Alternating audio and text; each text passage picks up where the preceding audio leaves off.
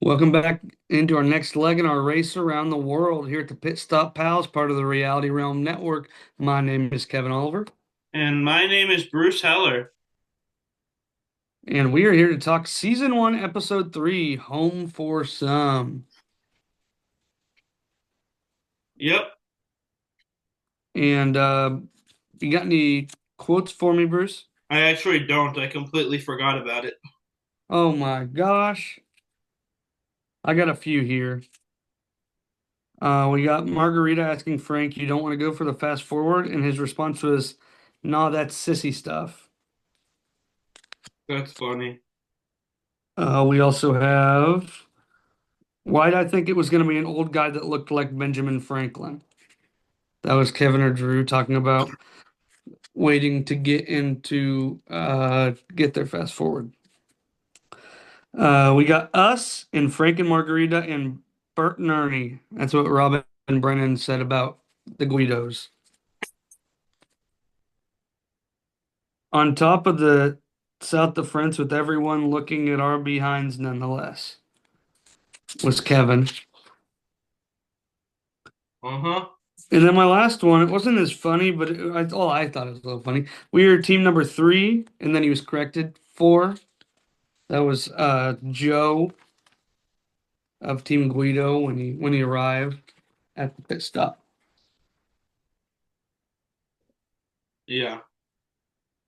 And like we established last week, I don't think that the episodes are titled after quotes, so I'm not even going to ask you who you think it was. Home for Some, I assume, has some um, allusion to how Bill and Joe lived in France, Yeah, but and went that's and my visited guess.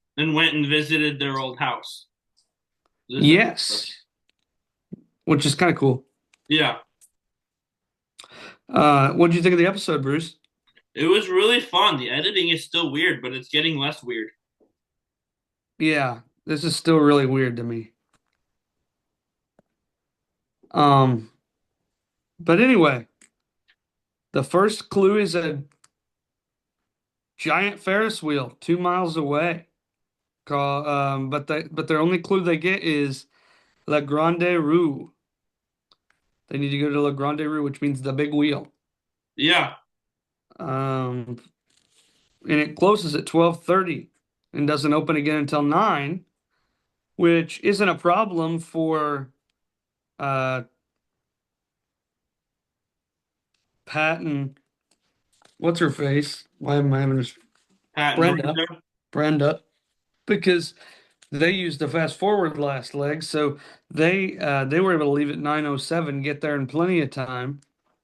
But the next three teams, Frank and Margarita, Robin Brennan, and the Guidos, all got there to get the clue, but um, were pretty much pushing it because they all had less than half an hour from the time that they were able to leave from the pit start to when the Ferris wheel closed. Yeah. Um, but when you get there, you find out that it's going to be a detour called Tough Climb or Easy Walk. Do you want to explain Tough Climb or Easy Walk, Bruce? Yeah. So you either climb 290 steps to ring Quasimodo's bell, or you locate the statue of a cat sitting next to, I'm not going to try to pronounce the French word there, but this pendulum for the next clue. Except there's Um, two of these pendulums in Paris. Bacchus or something, pendulum. Foucault was my best guess. I don't know. But there's two of Something. them. Yes, there's two of them, and the one that they want to go to is in the Pantheon. Yeah. The people who did Tough Climb were Nancy and Emily, Dave and Margaretta, Lenny and Karen, and Paul and Amy. While Robin, Brennan, Frank and Margarita, Pat and Brenda, and the Guidos did Easy Walk. Um, and then we have Kevin and Drew who are going to go for the fast forward, which means they have to go to this little store called the Marie Freres where they have to ask for a certain kind of tea that has the clue in it because they decided they weren't going to wait until 9 a.m. and be tied with four other teams racing around, which I'll give that to them. Yeah. But like we alluded to earlier, since they can't do anything till morning, the Guidos decided they're going to walk by their old home, and that I think that's pretty neat. Yeah, that's really cool, actually. Yeah. And we also found out something here when Kevin and Drew decided to do the fast forward. You can only do one fast forward the whole season. Yeah, I didn't know that until they said Me that either. this week. Yeah. So that really changes from a strategy point of view, I feel like. Yeah. We also found out that David Margareta received a time penalty in this episode. Yeah. They didn't go up the Eiffel Tower correctly last week. Yes, they didn't realize they didn't find the roadblock clue. They thought it was probably going to be on like up, so they went up looking for it, found out what was going on, went back down and then found the clue. Instead of going back up and back down to fulfill the roadblock requirements, they just left. And so they were pushed back to because of a time penalty. They were pushed back to starting in eighth place. I wonder how that would have changed things if the time penalty would have got them there later than uh, Kim and Leslie. Yeah, that would have been interesting for sure. I wonder what the standards and practices would have said about that. I don't know. Um, well, yeah, the other four teams had to wait till the next day to till the morning to get their clue at the Ferris wheel. Um, and everybody gets in their little sleeping bags and lays down to get some sleep and gets rained on. Poor those. Poor them. Everybody but the Guidos, I guess, who decided they were just going to go get a cup of tea instead of try to sleep. Are they get like this is the second week in a row we've seen them like go to a cafe or get food. Are they doing this with their like allotted money for the race? Yeah, Like, yeah, well, that's a bougie way to handle the only money you're given for the leg. for real. I mean, like I respect it. Like I'd want to sit down and eat too, but what if you need that later? Exactly. I mean, that's a risk that they're obviously willing to take to some extent. Yeah. Um, It didn't cost them anything, so yeah.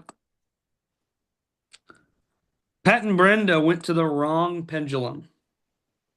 that's not surprising. Why? I don't know. It's just not. Fair enough. Um, anyway, Kevin and Drew, they got their fast forward done, by the way, because they went to that place where not Benjamin Franklin was. Yeah, the tea place that I'm not going to try Yeah. to pronounce the name of, but they had to go there and ask for a specific tea. Yes. And so we find out the pit stop for this leg is at Labau, which is south of France, in the south of France. Yeah. Um, okay, and then the next thing that happens is we see entering the Pantheon, Frank and Margarita, Robin Brandon, and Bert and Ernie. And uh they had made an agreement that they were gonna walk in calmly, following the order in which they arrived to the Pantheon. But then Robin, Brennan, and Frank and Margarita walked past where they were supposed to, and the Guidos didn't. They went in the right direction, and so they got to go first. I don't see a problem with this. No, I don't either. I don't think they broke any pact. I mean, Nobody ran, nobody walked fast, nobody stepped out of order. Simply that other two teams didn't go to where they were supposed to. There was no pact broken this week. Last week, when they said, hey, the three of us are going to do this together, and then the Guidos just kind of went off on their own. Yeah, but this was not that. I agree. But This was the just, other two teams tried to make it out to be that. no. Yeah, they didn't go back on anything this time. Yeah. They Um, absolutely did last week, but not this week. oh, 100%. 100%. And once you get your clue here from the detour, the next thing is they have to find a man in a blue a blue suit across from the Hotel de Ville. Corolla DeVille. Maybe that's her heritage, her ancestors. Who knows?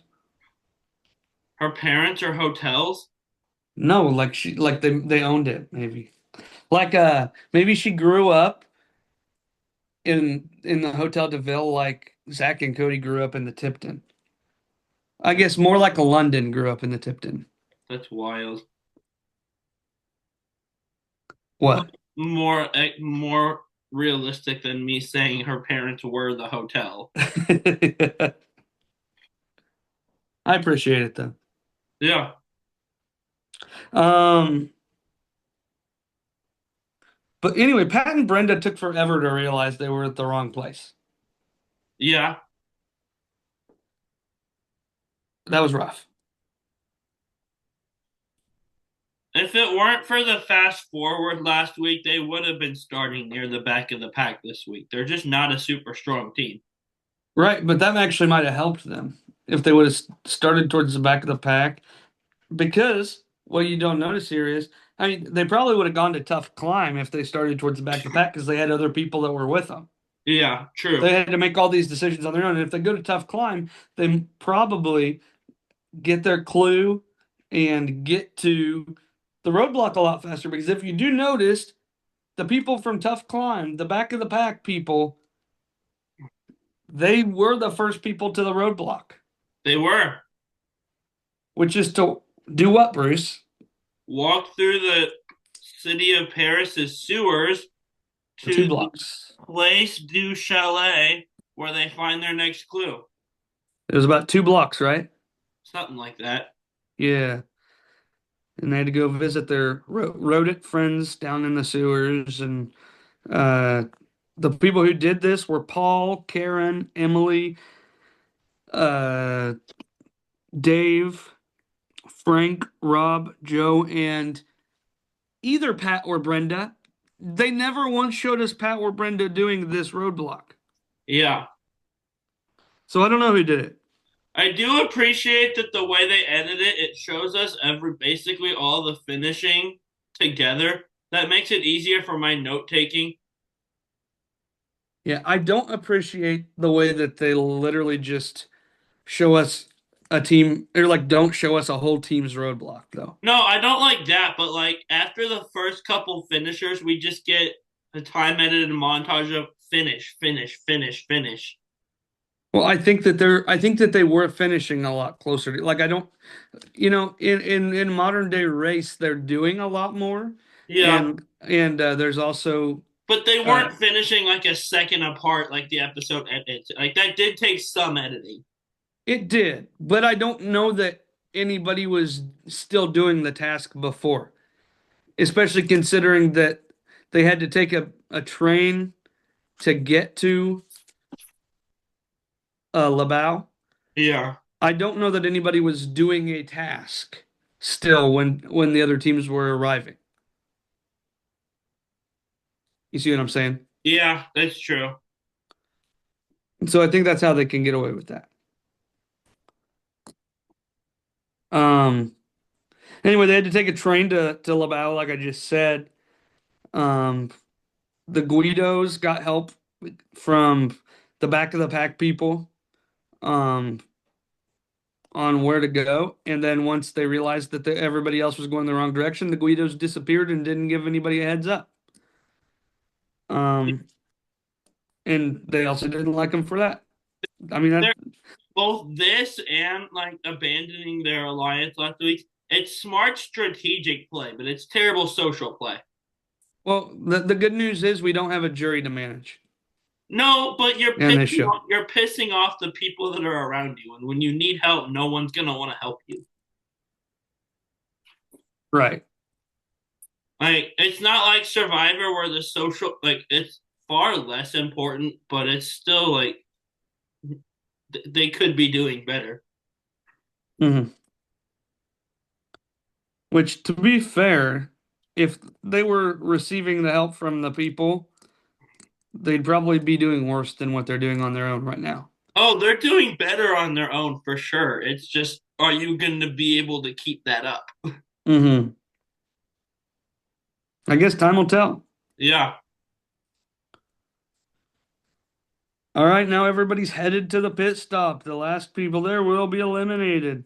And then we see Kevin and Drew, the team that did the fast forward, show up and get first place. I love it. I love them. We were Yes. both kind of They're, worried they wouldn't be around a ton after the premiere, but they're putting it together. yeah, they're doing good. I mean, they won because of a fast forward this time, but they were a lot better last week too. They did do pretty good last week. And they're still Um, hilarious. oh So, yeah. Oh yeah, for sure. one quote I do remember: "Good night, Kevin. Good night, Drew." As they're like curled up outside the tea shop, just adorable. Right. All right, so the teams found out, some of them, that if you took a taxi from the stop prior to the one that they're supposed to stop at, Avignon, you will gain an hour on the teams that went to where they were supposed to, or where their ticket told them to go, which was Marseilles. Yeah, It's a shortcut, and a couple teams figured that out. Rob talked to a guy that was from Labau that told him the better way to go. Then, and they Rob and Brendan, they told Frank and Margarita, and then the Guidos, they knew to do it. Um, but I want to talk here for a second. Frank is disavowing all alliances now. he's all over the place. It won't last.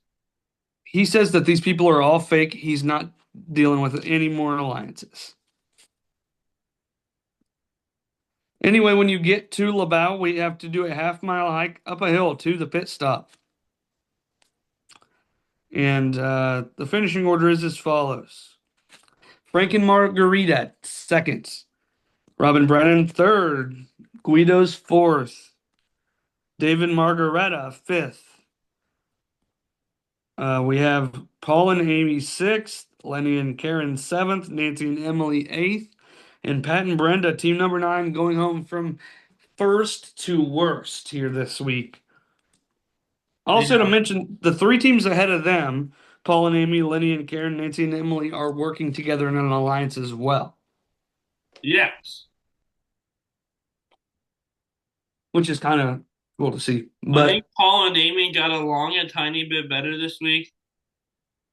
That doesn't yes, but require almost anything, but which segues into the next time on, it looks like they're going to be fighting again. because he's always fussing and he's always yelling. Hmm. Also, from the next time on, I don't know if you watched it, everybody's running around with torches. That scares me. Why are we giving them fire? I want a torch. Yeah, I we're want not fire. giving you fire. You don't have to give it to me. I can just find it and get it myself. I'm not making this easier for you at the very least. I have a lighter in my house. I just need to find a giant stick and that can be my torch. It'll take a little while to burn. Dear Lord. Or like a tree branch that fell off a tree or something. You're going to burn down all of Ipava. Okay, that'll take about 5 seconds. I know. I was going to say it won't take long, but you're going to do Or it. you just get me the fire drone I want. That's even worse. That'll take you 5 milliseconds. But fire drone! No, It looks so fun. that's tough, buddy. Or you can also get yourself a fire drone and then we can have like battle with them in the air. You know, if it was anybody but you, I would say yes. That's not true. You wouldn't say yes to our friend Caleb either. You're right. But If me it and him battling each other with fire drones and cutting you out of the equation. The only way I'm agreeing to that is if you guys are on rafts in the middle of the Pacific Ocean. Oh, that'd be fun. Just don't set the raft on fire. Yeah, you realize that we're talking about you and Theo. Or don't set the ocean on fire, because what if there's been an oil spill in that section of the ocean lately and there's oil in the water? Hypothetically, that oil would be still be flammable, I think. Would it? I don't know.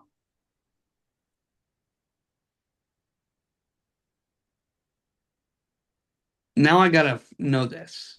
This episode took a turn from amazing race finishes to setting the ocean on fire. Yes, oil spill in the ocean is flammable and can burn while floating on the surface.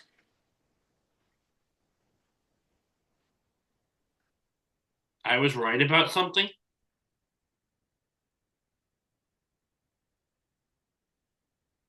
Wow. it can be ignited to remove it from the ocean's surface. They use that.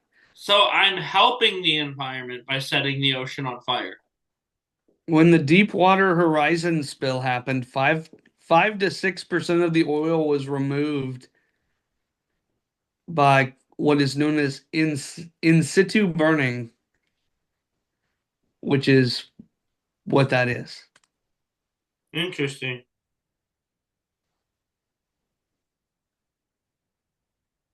That's crazy. Yeah. So by setting the ocean on fire, I'm helping it. You're welcome, ocean. But if the oil becomes fully submerged or mixed into the water, it is typically not flammable. Well, oil and water don't mix. So that's like a well-known fact. Right, but at some point, I assume it's still going to fully submerge.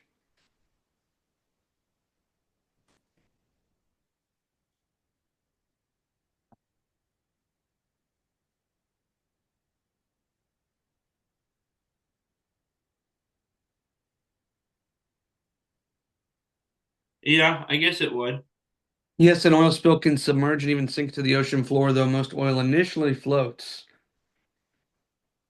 According to the Dawn commercials and Dawn bottles, I think all the oil from oil spill only gets on ducks. Because Dawn always has greasy ducks on their bottles and on their commercials, and like no other sea animal.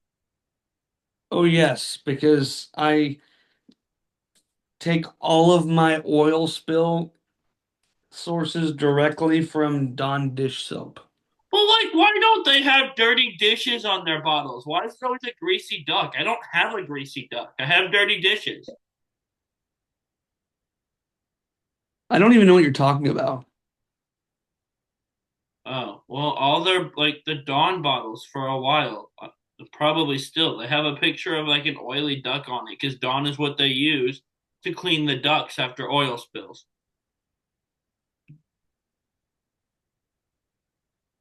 I've never noticed the duck. Oh, well, their bottles have a picture of a greasy duck on it, and that I don't have a greasy duck. Like I have dirty dishes. Put a picture of a dirty dish on your bottle. I don't think that would sell as well. True, Even greasy, a duck is still cuter than a dish. true. I just don't own a greasy duck Okay. yet. Do you intend to own a greasy duck? Not necessarily a live one, but maybe I'll cook like fried duck someday on the stove or something. People eat duck meat, Oh, I know. so. Are you one of those people? I've had it before at like a Thai restaurant or something like that.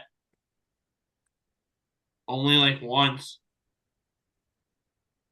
And, It's okay. It's been a couple years, but I remember liking it. huh, okay. Are you ready to do power rankings? Sure. All right, who do you have in eighth, Bruce? Eighth, they the chemistry's just not there, and it wasn't as bad as it was last week, but I'm putting Lenny and Karen here anyway. Okay. So I went Nancy and Emily. Um, they're finishing pretty much in line with Lenny and Karen, but I think Nancy and Emily are not as physically fit. I have them at seven. They're finishing the same way as Lenny and Karen. They just get along better. And I have Lenny and Karen in seven. Yeah, that's definitely the bottom two. Hmm. And then speaking of getting along issues, at six, matching their finish, I have Paul and Amy. Because Paul Okay. is kind of insufferable and likes to yell a lot, and he kicked the Eiffel Tower last week. So See, I actually liked Paul in this episode. He was he was being very encouraging to Nancy, which I liked. he was better this week, but I still have the first two episodes in my head also. Yeah, And him kicking the Eiffel Tower, throwing a tantrum, is just not going to be something that slips out of my mind. that's fair. My number six is David Margareta. Nice. Um, Age is going to catch up to them. maybe, but it seems to me that in this version of the Amazing Race, it might even be in season one, it might be easier to run this race as an old person than it is in season 40. Yeah. I mean, in seven, we saw Meredith and Meredith and Gretchen were Gretchen. old and they went pretty deep. Yeah. So, Um, so I say the age is going to be a factor, but it really hasn't proven to be that much of one. I mean, we got a real middle of the pack kind of spot for him again. We saw David Margareta climb from 8 to 5 this week. yeah. And I have them at five for me. Okay. So, And I have Kevin and Drew at 5 actually. interesting. I have them at four. Yeah, I figured. My thing with Kevin and Drew is I don't hold a lot of stock to the team that wins on a fast forward, especially in season one. I don't think Yeah. fast forwards are very difficult and they're way too present. Yeah, this one was literally go to the tea shop and ask for tea. Yeah, I don't like that at all. I mean, it was Um, a specific kind of tea, but still. that they are told about. True. Um, yeah, I just don't put a lot of weight there, and so I find performance to be a better tell. And while you have Kevin and Drew at 4, this is where I put Paul and Amy. Hmm. I think that I mean I liked Paul better as a character this week. I think that they definitely have some more left in the tank. Yeah. Who you got in third? In third place, this is going to be Bill and Joe because these top three teams feel pretty even to me, but they had the worst finish of the three this week. Okay, I have Robin Brennan here. Out of the three teams, um, I Also, I think that don't know if we addressed this. I have a note that Bill and Joe missed an envelope at one point and were the second to last to arrive at the sewer. yes, we did not talk about it, but they did. It's Um, like the first mistake we've seen them make so far because they're normally but really on top of everything. I'm really happy that you brought that up because of the fact that you brought that up is why um I have them ahead of Robin Brennan. Interesting. Because we saw them arrive at the roadblock second to last and finish in fourth place. Yeah. Basically third if you don't count the fast forward team. Um, I feel like it's easy to run in the lead, Yeah. but to make that climb, especially in not even in a full leg, but from the roadblock, which was the last task, to the pit stop, they made up 3 or 4 spots. Nice. So that's why I have Guido's at 2, not 3 like you do. Who do you have at 2? At two, I have Robin Brennan. These top three all feel really close to me, so I kind of just went finishing order for differentiating between them. That's fair. I have Frank and Margarita at 1. I think that they've played the overall best game so far. Yeah. Um, and I've already made my case for why Guido's at 2, Robin Brennan at 3, just because they haven't been as quite as consistently on top of things as Frank and Margarita, and I've already made my case for the Guidos being ahead of them. But um, this is really funny, Bruce, because last week you and I had a completely aligned power ranking, and this week the only thing that we agreed on was who was first. Interesting. So you're more wrong this week than you were last week. No, Worth a shot. I don't know why you ever thought that was gonna work. I didn't. I just wanted to see what you do. Like I said, I got nothing to lose. It's worth a shot. That's fair. That's fair. Well, Bruce, do you have any other thoughts about this episode of The Amazing Race before we let these people go? Nope, we stayed in one country the whole episode. That's the first so far this season. Yes, I was interested to see that. Make sure that True, you're we checking. switched countries like halfway through the episode. Yeah, which is still weird to me. I'm kind of here for it just because it's so different than what I'm used to. That's fair. That's fair. It's dumb, don't get me wrong, but it's fun. Hmm. Well, guys, Travel make sure that. safe. Okay. What? No, we're Go. not there. Bruce. Go. No. Anyway, Go. guys, Bruce,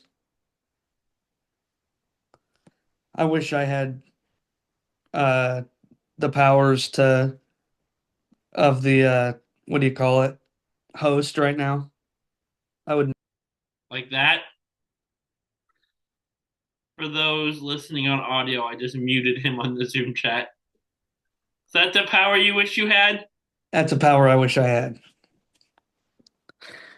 Anyway, for those of you that like our reality realm coverage, make sure to check us out over at the Tribal Council chat. Season 50 is rounding the final corner here as we are down to 2 episodes before we know who the winner of Survivor 50 is, and we jump into off-season coverage. So check out Bruce and Brett over there. That has flown by. It has. Hopefully soon we will be back on Roundtable Talk to go over our fantasy casts. It was dropped today, actually, that um, let me see. NBC Civilian Traders is going to be on Thursday nights this fall, 7 p.m. Central, 8 p.m. Eastern. Um, The first three Traders Canada seasons are on streaming Peacock. now. Yes. Be sure to check out all around Table Talk for all of this Traders coverage. Um, Sometime this summer, you'll get you some Next Generation Challenge podcasting. And make sure to check out all of our social media: Facebook, Instagram, TikTok, YouTube, wherever you find your content, we are there for you.